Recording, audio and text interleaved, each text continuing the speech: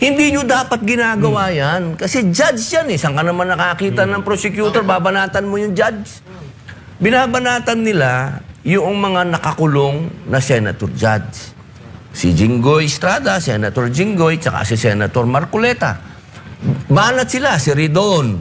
Binabanatan na hindi dapat yan mag-participate. Binabanatan ni Dilima, hindi yan dapat mag-participate. Anong pakialam nila? Rules namin yun. Hindi dapat sila nakikialam doon. Yun yung sinasabi ko. Pinapayagan nyo yung mga may kaso na mag-witness dito. Pero yung mga senador na may kaso, kako, na hindi naman final and executory, wala pang nangyayaring hearing, ayaw yung payagan ditong mag-participate. Anong karapatan nila sabihin sa amin yun? Natin yung, senador ka ba? Ikaw ba pro-China? Ano ba ito? Historical na naman yan. Kasi pagka tayo'y nakinig lang sa mga balita ngayon, malulungkot tayo kasi parang hindi tayo bumabalik sa mga napag-usapan na ng gobyerno noon pa. Kasi tayo, sumusuporta tayo sa One China policy. Panahon pa yan ng ating matandang Ferdinand Marcos Sr. Pati ang Amerika, ano dyan sa One China policy. So, ibig sabihin, yung mga alituntunin ng China, hindi dapat tayo parang siga din tayo, ganon. No? Hindi dapat. Laging ang policy natin, kaibigan nating lahat. Ang linaw naman sa konstitusyon yan, kaibigan natin lahat. Ngayon, halimbawa, meron tayong mga opisyal sa gobyerno na lumalabas doon. Naka-uniforme pa, di ba? Magsasalita ng kung ano-ano. Gagawa ka pa ng karikature. Na yung karikature, ginagawa yan, wartime propaganda yan. Hindi naman ginagawa yan sa peaceful na panahon. Bakit ka gagawa ng karikature tapos pag ginantihan ka, magagalit ka? Yun ang problema eh. Titira ka, pag tinira ka pabalik, iiyak ka. Hindi naman pwede yun. Saka ilang beses ko nang sinabi, bakit ba tayo pumapayag na binobomba ka ng tubig, hindi ka lumalaban? Naanin natin yung bomba natin ng tubig. Siguro naman, mas masakit pa yung ginawa sa atin, na ginantihan. Tumira tayo ng karikature, tinira tayo ng pabalik, nagalit tayo. Natural, magagalit tayo. Pero nung nakausap ko yung isang Chinese, kasi nagalit ako pare. Sabi ko, ba't ganyan? Tayo naman, nung panahon ng tayo ay kinocolonize ng puti. Diba? Ang tawag sa atin yan, brown brothers brown monkeys. Little brown brothers. Diba? Ang tawag naman nila sa mga Hapon, yellow. Sa mga Chinese, yellow monkeys. So, sila nag-umpisa niyan. Okay? Biglang tumira yung China media ng ganyan. Kaya, sinabi ko doon sa China media, nakakalimutan nyo na ba na tinawag din kayong ganyan? Kinausap ako nung isang Chinese, sabi niya, sa kanila daw, hindi issue ang monkey. Kasi sa kanila, that's a god. Meron silang, para sa kanila, matalino yun. Meron nga yan sa kanilang, sa Fungsuy, yung zodiac nila. Zodiac nila. Labindalawang animals, kasama monkey. Sabi nga sa mas may insulto. Pero nagalit ka doon, ha? Nagalit ka doon na tinawag tayong... Oo, siyempre. Nag-ano kagad ako. Pero, kasi ako, pag nagalit, kailangan kausapin mo, di ba? Ano bang ginawa nyo? So, yun ang sinabi sa akin. Actually, sabi nga nila, dapat nga yan, buhaya yan eh. Pero baka mas ma-insulto kayo. Si Senator Kiko din po nagalit dyan eh. Chismis na naman yun. Alam mo naman siyempre, pagka medyo makatotohanan, masakit. Diba? Pero Sir Lito, kayo po, anong nababasa nyo dito patungkol sa nangyayari ngayon sa China na instance na to? Itong, lalong-lalo na itong huling naganap na ewan ko kung ano man tawag mo dun. Harapan? Pukpukan? Well, ano kasi yan hindi ko maintindihan. Marami naman nag-counterclaim sa China Sea, South China Sea na tinatawag natin, yung parte natin na West Philippine Sea. Ang Vietnam, kalaban din nila. Brunei, Indonesia, Malaysia. Pero bakit sila hindi nagkakaroon ng ganyang mga alitan, no? Na ano? Ibig ko sabihin, nadadaan sa diplomasya yan eh. Kasi ang problema sa atin, kung ano sabihin ng kano, sunod tayo ng sunod. Tingnan mo yung Ray Powell, yung... Yes. Why bother to Di ba? Halatang halata mo, sinisindihan lang ang puwet natin para magalit tayo sa China, no? Ibig ko sabihin, pinag-uusapan yan, no?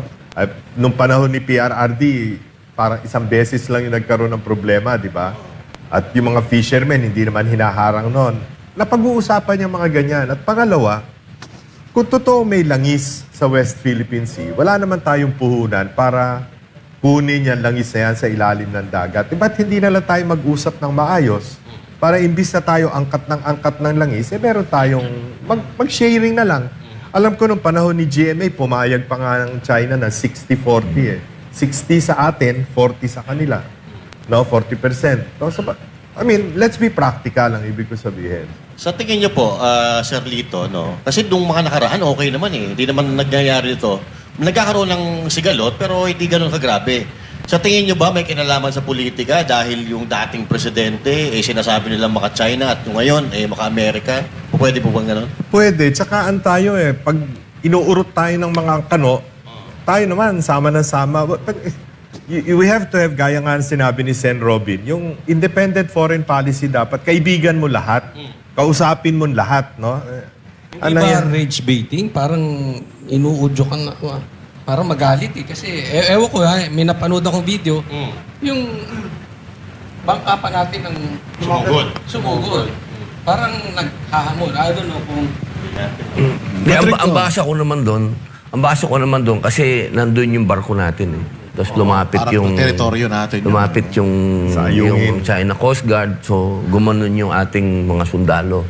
Ang punto ko kasi dito, maiiwasan sana natin yon kung walang masyadong mapapel. Ang daming mapapel dito eh. Isipin mo, pagkatapos noon, nag-usap si Presidente Marcos at yung Chinese ambassador, kinabukasan, nagpa-presko na naman yung saksakan ng papel na tao. Pambira. Pwede bang tumahimik ka muna? Hindi kaya, Senator, nakipag-usap yung presidente natin. Tapos yung tao mo biglang gagawa na ganun.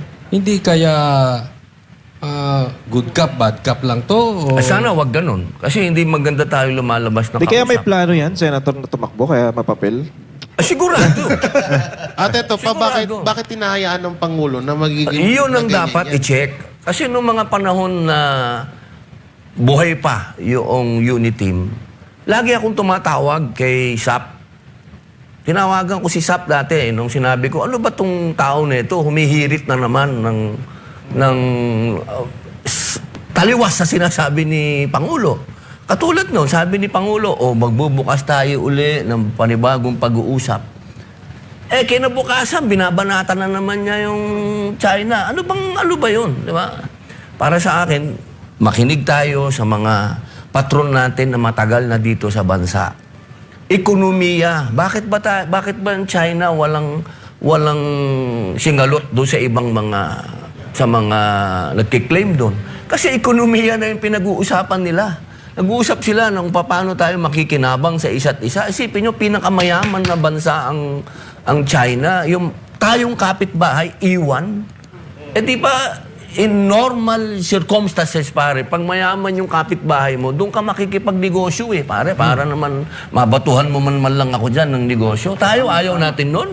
Kaya lang, Sir Lito, sa palagay ninyo, meron ba pang solusyon ito? At kayo, Sen, may solusyon pa ba itong gulo with China at in the Philippines? Alisin mo yung mapapel.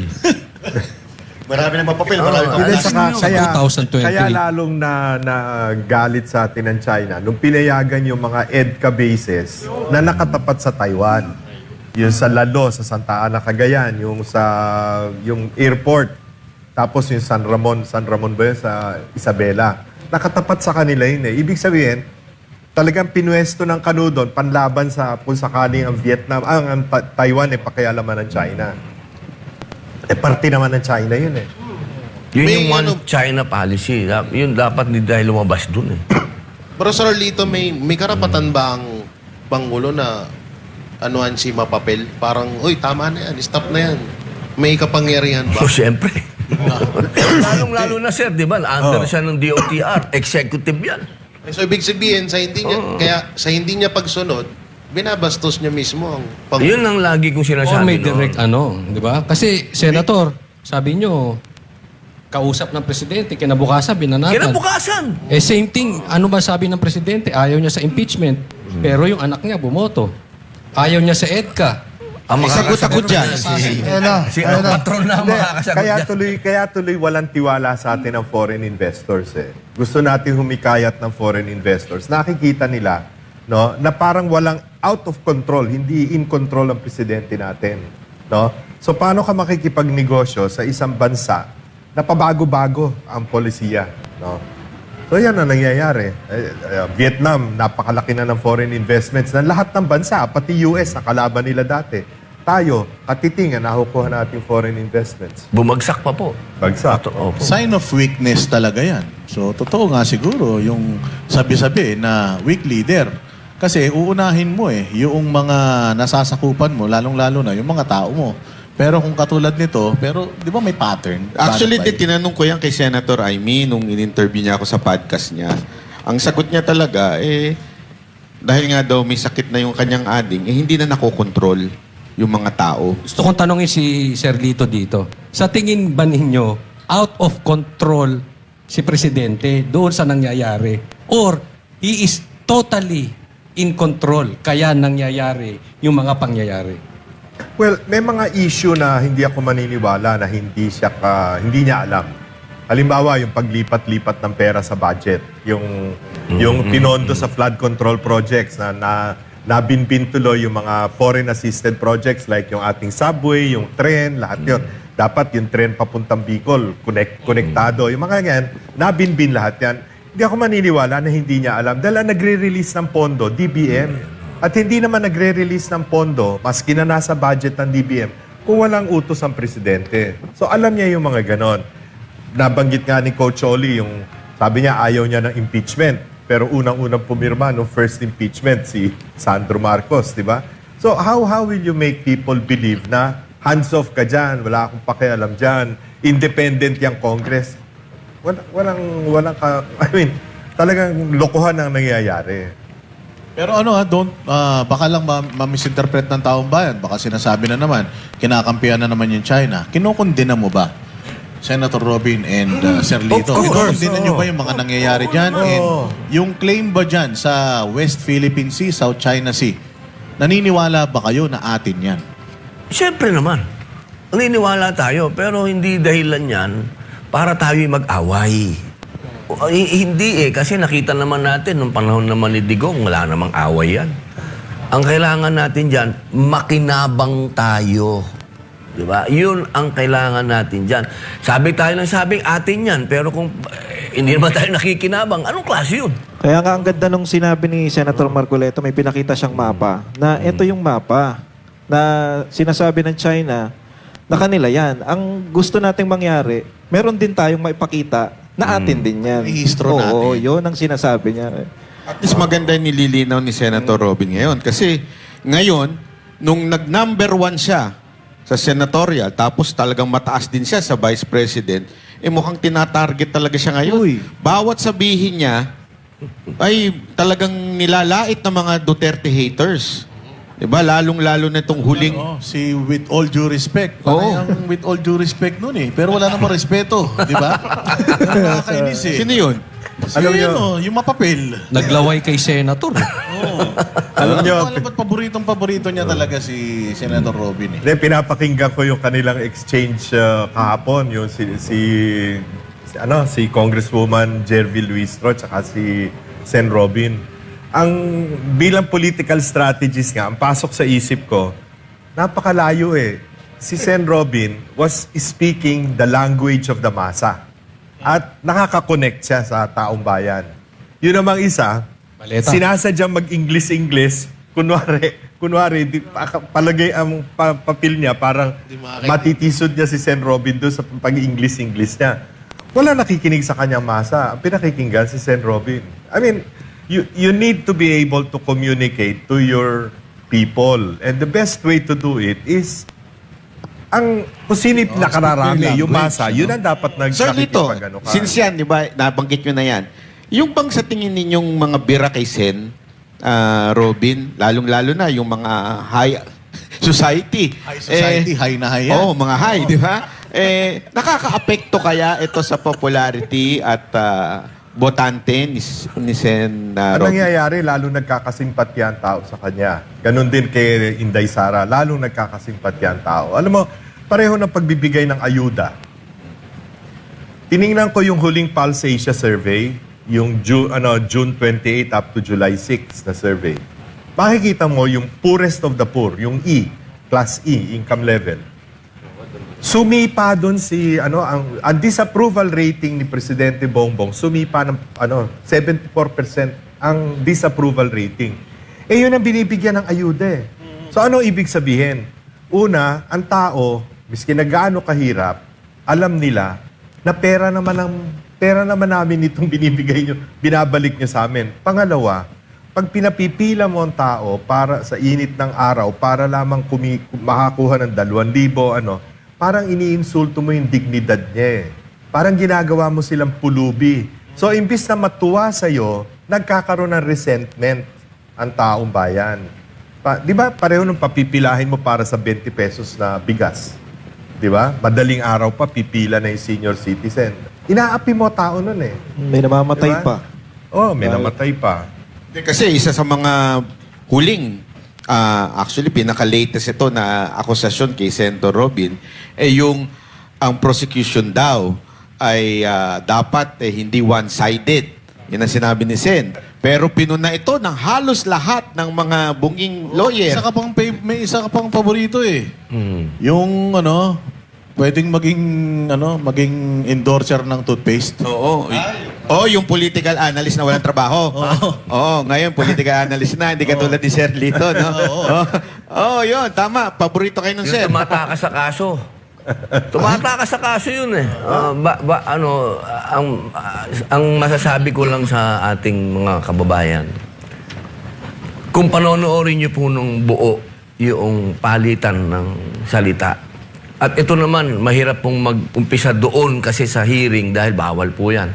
Doon na lang po sa sinabi nila sa press con nila. Ang sabi nila sa press con nila, ang sinasabi ko daw, na one way, masyado naman kayong one-sided eh.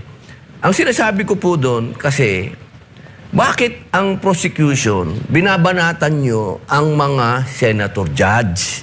Hindi nyo dapat ginagawa yan. Kasi judge yan eh. Saan ka naman nakakita ng prosecutor, babanatan mo yung judge? Binabanatan nila yung mga nakakulong na senator judge. Si Jinggoy Estrada, Senator Jinggoy, tsaka si Senator Marcoleta. Banat sila, si Ridon. Binabanatan na hindi dapat yan mag-participate. Binabanatan ni Dilima, hindi yan dapat mag-participate. Anong pakialam nila? Rules namin yun. Hindi dapat sila nakikialam doon. Yun yung sinasabi ko. Pinapayagan nyo yung mga may kaso na mag-witness dito. Pero yung mga senador na may kaso, kako, na hindi naman final and executory, wala pang nangyayaring hearing, ayaw niyong payagan ditong mag-participate. Anong karapatan nila sabihin sa amin yun? Medyo itong mga ito, para itong mga langaw na nakasakay sa kalabaw. Dapat pagsabihan yan ng aming impeachment court na pagbawalan yan sa... Wala silang karapatan eh, hindi ko nakikita. Meron na ba kayo nakitang piskal na binabanatan yung judge? Abi, pambihira. Dapat po ata makontempt yung mga ganyan. Yan po ang dapat mangyari. Kasi alam nyo, ang aking pakiusap. Pag ako po nagsalita doon, meron... kilala nyo naman, mahirap magsalita kasi sa UDC tayo, no? Sana, panghawakan natin yung sinabi ni Patron. Gusto ko maintindihan ng taong bayan kung ano tong impeachment. Huwag nating daanin ito sa masyadong legal at masyadong Inglesan na mga salita.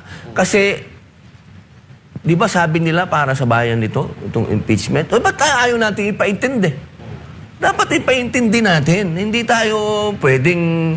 Sila tong sabi, no, wag daw masyadong mag-technical. Pag nagiging technical ako, sasabihin naman nila, alam nyo, ang hirap eh. Speaking of sub judice, Opo. Senator, yung bang ginagawa nilang mga press con na yan, araw-araw na press con na ginagawa nila, hindi ba yan Inaantay ko nga hindi pumapasok? yung spokesman ng impeachment inaantay ko nga magsalita Ang ginagawa pa ng spokesman ng impeachment namin, ako pa ang binabanatan. Sabi ko, iba talaga ang panahon ngayon talaga. Ganon? Yung Opo, yung Attorney impeachment, Tungkol? si Tungol. Oo. Ako pa ang binabanatan. Alam namin yung puso mo, hindi pa politiko Opo. Buti nakakatiis ka, paano mo nilalabanan? Ay, Di ba iniisip ko nakikita na mo lang po yung taong bayan. Kasi pag ako pang nagsawa dyan, sino pa? Buti hindi ka nangungwelyo Muntik na. Alam nyo, yun, matagal, tinanong yan ni Pia Sabi ni Senator Pia, may mga kasama kami na ganyan mag-threat. Di ba? Pero nakita naman ninyo, wala naman nangyaring ganon. Sabihin, minsan pagka masyado nating siniseryoso yung mga bagay-bagay, yan ang Dapat iwasan na lang yung mga satsat ng satsat kasi para... Pero alam nyo, actually, mas tama si Senator Robin doon sa sinabi niyan, dapat yung prosecution hindi one-sided. Kasi nasa issue yan ng Supreme Court sa Sipiran na in-issue na kung saan ang primary job ng prosecution is not to convict but to give justice. Opo. So, ang mali talaga dyan yung mga humuhusga kay Senator Robin. Pero ito ang tanong, mukhang tinatarget talaga kayo ng, ewan ko kung sino itong tumatarget, pero handa ba kayong harapin at makulong din? Oo naman. Kulungan, hindi nila ako matatakot sa kulungan. Ako, ano yan Kumbaga, dyan ako nag-Islam, dyan ako nag-Muslim, dyan ako bumait. Hindi ako matatakot dyan. Ang nakakatakot dyan, yung gagawin ka ng kaso. Yun ang kasi kung ako, nung nakulong ako, inamin ko, talagang siraulo ako ng panahon na yun, dapat ako makulong.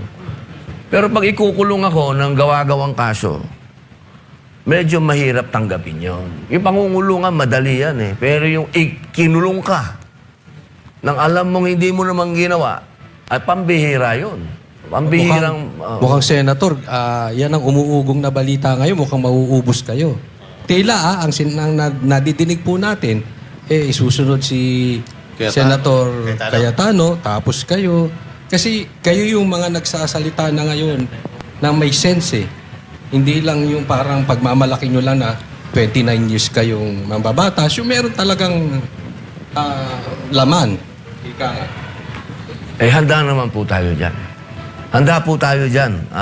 Alam nyo, pati kabuhayan namin, tinitira na nan. Pero paano yung boto? Kasi kung mababawasan kayo na mababawasan. Yun nga ang sinasabi ko Bakit itong impeachment court, hinahayaan nila magsalita yung mga prosecutor na gusto nila magbawas sila. Yan ang sila intention nila nagdidesisyon, Parang sila nagdidesisyon. Tapos gusto nila lumiit yung 2/3.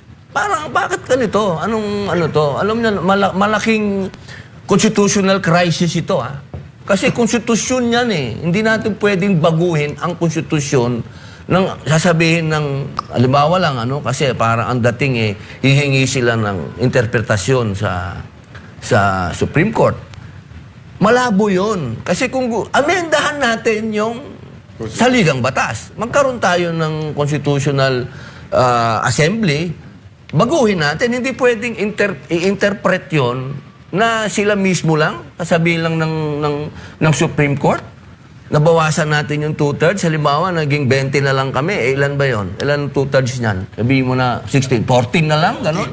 Teka muna naman. Pero Sir Lito, di ba binanggit na yan ni Escudero?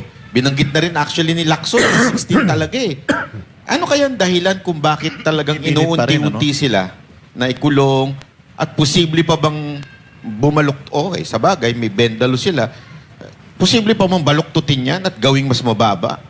Imposible yan. Sabi nga ni Senator, it will create a constitutional crisis. Kasi mawawala ka lang sa pagiging senador kung mamatay ka, kung mag-resign ka, o ma-expel ka. Para mo i-expel ang senador, paano mang kadahilanan, 2/3 vote din So how do you expel Marcoleta, Bato, and Jinggoy? Wala yan. Miski idulog nila sa Supreme Court, miski si Chief Justice Hilario Davides, sinabi na 16, di ba? Sir Lito, Yung mismong gumawa. Oh. Yung mismong gumawa ng konstitusyon.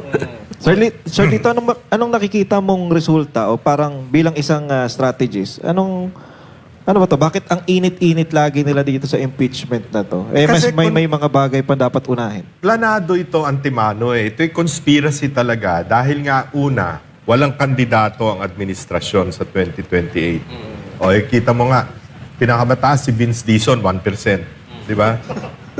sa hanay nila. Pangalawa, kung hindi man nila ma-convict si Inday Sara, sisiraan nila na sisiraan in the hope na yung numbers niya bumaba. Itong mataas pa. Speaking of planado, sa tingin niyo po ba dito, from the beginning, pinagpaplanuhan na talaga nilang uwasakin o pabagsakin si VP Sara? From the very beginning. Kaya din ganyan ang galit ni Inday Sara eh. Kasi na-discover niya later na talagang pinroject siya. Kaya siya galit na galit. Kasi she joined in good faith. Aminin naman natin, kung hindi naman pumayag si Inday Sara na magbisi kay BBM, mananalo ba si BBM? Oy, kami ni Bayna kay Isko nun. No? Nung nagsama si Inday Sara at saka si BBM, alam na nating tagilid eh. Pero nandun na tayo. Alam ka naman, iwanan mo yung ano mo, di ba? Bakit naman ako sasama kay BBM, di ba? In the first place, galing ako kay Ninoy, di ba? Para kaya ako sumama kay. Pero kung halimbawa, hindi nagsalita si VP Sara, nanahimik na lang siya, hindi kumontra, sa tingin nyo, hindi... Doon masisira, palagay ko. Doon masisira si Inday Sara. Hindi maaari eh. Siyempre, meron... Mapapagsakin pa rin talaga. Siyempre, may sarili siyang paninindigan eh. Di ba? At nakikita niyo yung pagkakamali. Pag hindi niya sinabi yung paninindigan niya at hindi niya punahin yung pagkakamali, yun ang betrayal of public trust. Di ba? Pero Sir Lito, mukhang nagkamali sila kahit mapabagsak nila si VP Sara Duterte. May Senator Robin pa tayo eh. Patay tayo dyan. Number 1 senador. Number 1 VP. Baka doon papunta. Kaya pala Nagkamali pinagsasabay, no? Binabanatan. Nagsasabay sila eh. Pala. Pero meron akong narinig nung nakaraan kay Sir Lito. Itong impeachment, nabanggit ninyo na napakadelikado nito na nakatutok dito ang tao. May flood control, scandal. At the same time, may budget para sa 2027. Pakipaliwanag nga yan. Yan ang isa pa, no? Dinidistract nila ang taong bayan na tutukan yung impeachment, makalimutan ngayon yung issue ng flood control. Makalimutan yung mali-malitang pera na binibigay sa mga congressmen at kung kani-kanino. No? So, natapagtatakpan. Ngayon lang, di ba? Nakalimutan na yung Blue Ribbon naman, hawak nila ngayon. Ayaw naman imbestigahan ng Blue Ribbon yung tawagin yung Move on na daw. Move on na daw sa ex-Marines flood o control. ex-soldiers, Yun ang sabi, move on na sa flood control. Tapos, ang mas nakakatakot dito, next year, ang budget, ang panukalang budget, 7.2 trillion. That is 600 billion more than last year's or this year's budget. Pag nakatuon ang pansin ng tao sa impeachment, baka mag-fast break na naman sila na kung ano na kagaguhang program na naman. Ang programmed allocations na naman, imbis na flood control ngayon, farm to market roads naman. Kaya kailangan bantayan. Pero ngayon, kasabay nitong impeachment, no, ilalo silang bumubulusok pababa. Pero sa tingin nyo, kung halimbawa nag-focus sila sa flood control, mag-iiba ba yung sitwasyon? Tataas ba yung ratings nila? Or paano? Ang problema sa flood control, sila-sila ang Natuturo eh. So pag pinag-usapan nila, sa kanila din. Sila-sila yun eh. Sa kanila bubuelta. Mafukol. Parang ganon.